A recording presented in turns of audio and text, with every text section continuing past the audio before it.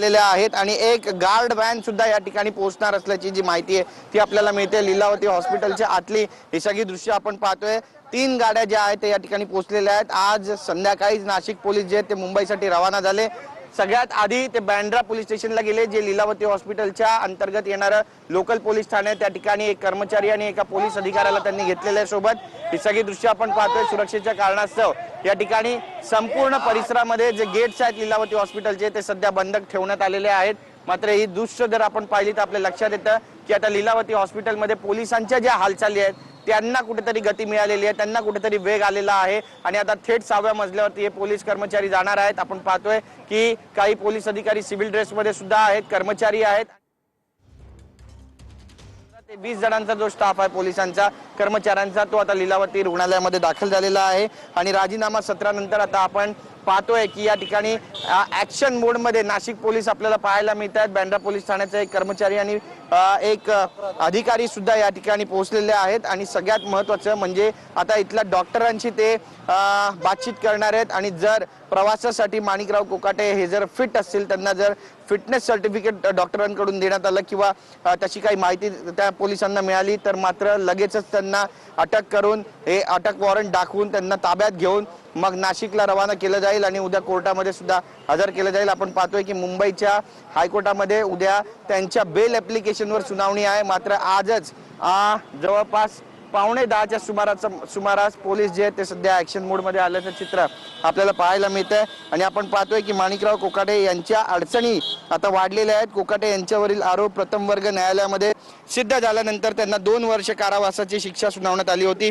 या शिक्षेला कोकाटे यांनी नाशिक सत्र न्यायालयात आव्हान दिलं होतं, पण इथे देखील माणिकराव कोकाटे यांच्या पदरी निराशाच पडल्याचं चित्र आपल्याला पाहायला मिळालं। सत्र न्यायालयानं प्रथम वर्ग न्यायालयाचा निकाल कायम ठेवला आणि त्यामुळे आता कोकाटे यांच्या विरोधात पोलिसांकडून मोठी कारवाई होत असल्याचं चित्र आपल्याला स्पष्टपणे पाहायला मिळतंय। त्याआधी कोकाटेंनी राजीनामा दिलेला आहे आणि माणिकराव कोकाटे यांच्या राजीनाम्याची प्रत सुद्धा प्रसार माध्यमांसमोर आलेली आहे आणि त्याबाबत त्यांनी थोडक्यात स्पष्टीकरण सुद्धा दिलेलं आहे। सगळ्यात महत्त्वाचं म्हणजे कोकाटे यांच्या विरोधात अटक वॉरंट जारी झालेला आहे, धावपळ सुरू झालेली आहे इथे त्यांच्या गार्डची, हे सुद्धा आपण पाहतोय आणि नाशिक पोलिसांचं एक पथक जे आहे ते आता त्यांच्या अटकेसाठी लीलावती रुग्णालयामध्ये दाखल झालेलं आहे। माणिकराव कोकाटे सध्या आजारी असल्याचं बोललं जातंय। त्यांच्यावर मुंबईतील याच लीलावती रुग्णालयातील 6व्या मजल्यावरती उपचार सुरू आहे। त्यांच्या छातीत दुखतंय, त्यामुळे त्यांना 2 दिवसापूर्वी या ठिकाणी दाखल करण्यात आलं आणि नाशिक पोलीस आता त्यांची आधी भेट घेतील, त्यांना अटक वॉरंट दाखवतील आणि यानंतर डॉक्टरांशी सुद्धा बातचीत करतील आणि जर ते फिट असतील प्रवासासाठी तर त्यांना घेऊन जाण्यात येईल, अन्यथा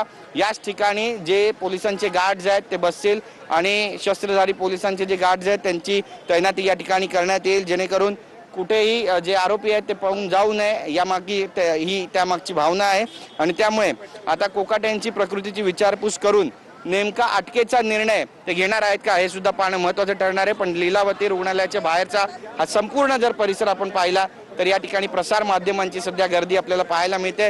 पोलीस अधिकारी जे आहेत ते सध्या 6व्या मजल्यावर पोहोचल्याची माहिती आहे, त्या ठिकाणी विचारपूस केली जाते। रात्रीचे 11:15 वाजलेले आहेत आणि लीलावती अति उच्चभ्रू श्रीमंत जे आहेत त्यांचं रुग्णालय मानलं जातं। सगळे श्रीमंत या ठिकाणी उपचार घेण्यासाठी दाखल होत असतात। मात्र नाशिक पोलीस या ठिकाणी दाखल झाल्यानं या संपूर्ण परिसरामध्ये सुद्धा आता खळबळ वाजलेली आहे आणि आता माणिकराव कोकाटे यांना नेमकं ताब्यात घेतलं जाणार आहे का नाशिक पोलिसांकडून हे सुद्धा पाहणं तितकंच महत्त्वाचं ठरणार आहे।